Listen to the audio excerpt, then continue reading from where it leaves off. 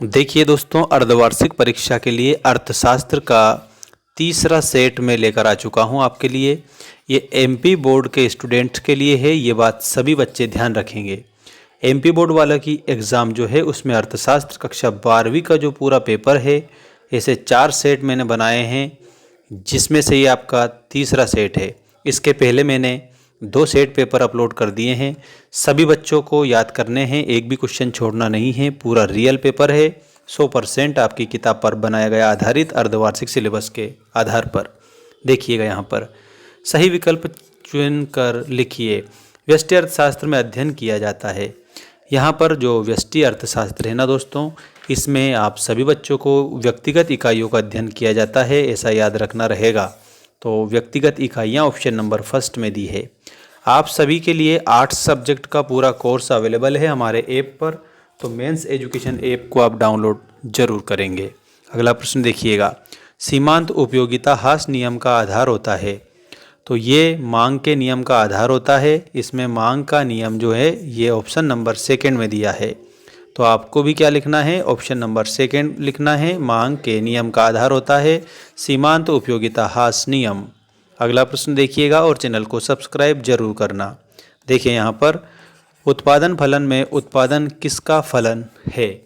तो उत्पादन दोस्तों उत्पत्ति के साधनों का फलन होता है, तो इसमें उत्पत्ति के साधनों का फलन लिख देना। सामूहिकता शामिल है। सामूहिकता जो शामिल है ये आपको समष्टि अर्थशास्त्र में शामिल है, क्योंकि समष्टि अर्थशास्त्र जो है उसमें समूह का अध्ययन किया जाता है। तो इसमें समूह अर्थात समष्टि अर्थशास्त्र। इसके बाद आय तथा बचत दोनों परस्पर। तो एक बात मैं बता देता हूँ, ये एक दूसरे से प्रत्यक्ष संबंध रखते हैं। इसका मतलब इसमें आपका ऑप्शन नंबर फर्स्ट ही करेक्ट उत्तर हो जाएगा सभी बच्चों का, ठीक है ना। और यहाँ पर ऐप पर 4 सेट दिए गए हैं सभी सब्जेक्ट के आर्ट्स के, तो उसको ज़रूर लगा लेना और आराम से पास हो जाओगे आप। केंद्रीय बजट प्रस्तुत किया जाता है। तो ये केंद्र सरकार के द्वारा केंद्रीय बजट प्रस्तुत किया जाता है। तो आप सभी बच्चों को केंद्र सरकार उत्तर में लिखना रहेगा। अगला प्रश्न देखिएगा, व्यापार संतुलन में कौन सी मदें शामिल है। दोस्तों मेरे द्वारा बताए गए क्वेश्चन 100% परीक्षा में आते हैं, 100% आते हैं, ठीक है, ध्यान रखना। व्यापार संतुलन में जो मदें शामिल होती है वो दृश्य मदें भी रहती है, ठीक है, दृश्य मदें भी रहती है, याद रखिएगा सभी बच्चे। तो यहाँ पर ऑप्शन नंबर बी वाला है, ओनली दृश्य मदें हैं दोस्तों, है ना, ये वाला दृश्य मदें आपका व्यापार संतुलन करेक्ट उत्तर हो जाएगा। अगला क्वेश्चन देखिएगा, रिक्त स्थानों की पूर्ति कीजिए वाला प्रश्न, और ये रहा आपका पहला क्वेश्चन। उत्पादन संभावना वक्र से दाएं की तरफ ढालू होता है। तो ये नीचे से दाएं की तरफ ढालू होता है, ये याद रखना। चाय तथा कॉफ़ी वस्तुएं हैं, तो चाय तथा कॉफ़ी ये आपकी पूरक वस्तुएं हैं।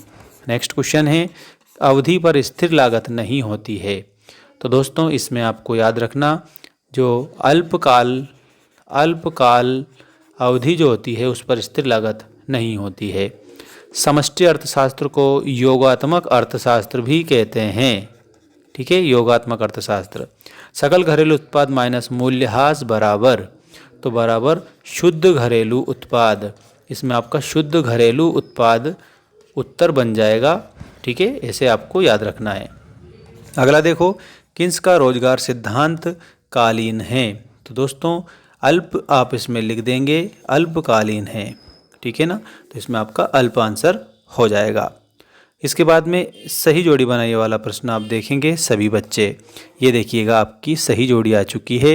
सभी स्टूडेंट चैनल को सब्सक्राइब जरूर करें, ऐप को डाउनलोड कर लेना, वहाँ पर ऑल सब्जेक्ट का study material, test paper, PDF सब कुछ दे रखा है, और वो भी मात्र 199 रुपये में, ज़्यादा महंगा भी नहीं है दोस्तों, ठीक है।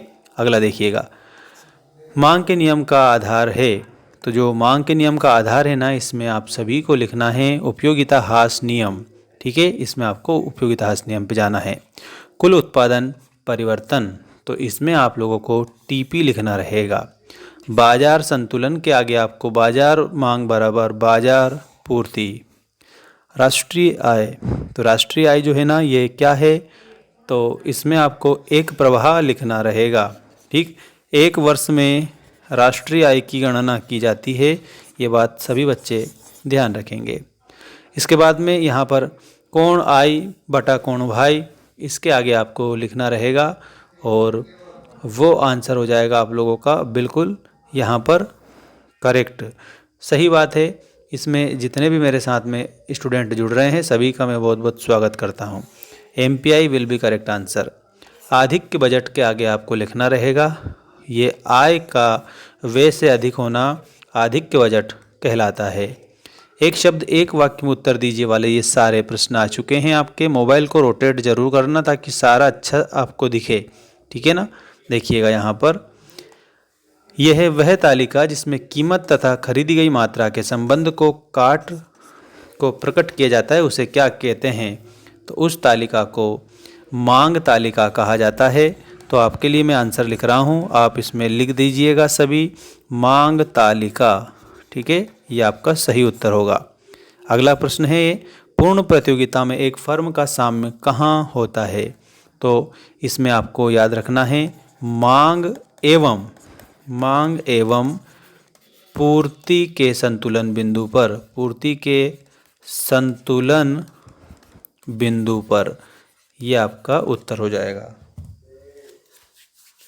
इसके बाद में अगला प्रश्न है, देखिएगा ये किसी वस्तु की कीमत निर्धारण में दो महत्वपूर्ण शक्तियाँ क्या होती है? तो वस्तु का जब कीमत निर्धारण करते हैं तो दो महत्वपूर्ण शक्तियों के रूप में एक तो लिखना है आपको मांग और दूसरा लिखना है आपको पूर्ति। अगला प्रश्न देखिएगा, वह लाभ जो एक फर्म सामान्य लाभ से ऊपर अर्जित करता है क्या कहलाता है? तो वो अधिसामान्य लाभ कहलाता है। इसमें आपको अधिसामान्य लाभ, ठीक है, ये आपको उत्तर लिखना रहेगा। नेक्स्ट प्रश्न है कागजी मुद्रा के निर्गमन का अधिकार किसे होता है? तो दोस्तों इसमें आपको RBI लिखना रहेगा, कागजी मुद्रा का अधिकार होता है इसे निर्गमन करने का, ठीक है। समय के विशेष बिंदु पर मापी गई मात्रा को क्या कहते हैं? तो इसको स्टॉक बोला जाता है। स्टॉक आपका सही उत्तर हो जाएगा। इसके बाद में सत्य असत्य लिखे वाले प्रश्न देखेंगे सभी बच्चे, और बढ़िया चैनल को सब्सक्राइब करके रखेंगे, ऐप को डाउनलोड जरूर करना। उपयोगिता एक आत्मनिष्ठ धारणा है, तो इसमें आपका आएगा सत्य, ठीक है, बिल्कुल आपका ये करेक्ट है। अगला है औसत लागत वक्र यू आकार का नहीं होता है, तो इसमें असत्य लिखना, क्योंकि औसत लागत वक्र यू आकार का ही होता है। तो आप लोग है ना लिखना वो जो सही है ना, जो मैं बता रहा हूँ। सेवाओं का संग्रह किया जा सकता है। दोस्तों सेवा जो है ना उसका संग्रह नहीं कर सकते। जैसे शिक्षक की सेवा है, डॉक्टर की सेवा है, उसको क्या इकट्ठा रख लोगे? क्या नहीं रख पाओगे, इसलिए। अगला देखो, राष्ट्रीय पूंजी में सेवाएं शामिल होती है, तो राष्ट्रीय पूंजी जो होती है उसमें सेवाएं शामिल होती है क्या? तो इसमें आपको मैं बता देता हूँ, ये शामिल नहीं होती है, ठीक है, असत्य आप इसमें लिख देंगे।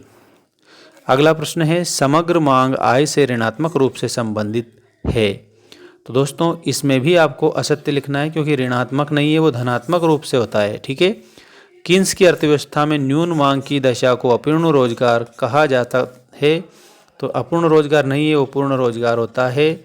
इसमें आपको असत्य लिखना है, ठीक है। अगला है आपका आयात निर्यात की केवल दृश्य मदों को व्यापार संतुलन में शामिल किया जाता है, ये बात बिल्कुल सही है। जैसा हमने पहले डिस्कस करी थी, इसके बारे में बता भी दिया था मैंने कि इसमें दृश्य जो मदें हैं वो ही शामिल की जाती है। अब बाकी ये जो आपके क्वेश्चन है ना, इन सारे क्वेश्चन को अगर आप PDF में प्राप्त करना चाहते हो तो हमारा ऐप है, ऐप की लिंक मैंने इस वीडियो की डिस्क्रिप्शन में दे रखी है, वहाँ पर जाकर आप परचेस कर सकते हैं। और 8 सब्जेक्ट के ऑल क्वेश्चन आंसर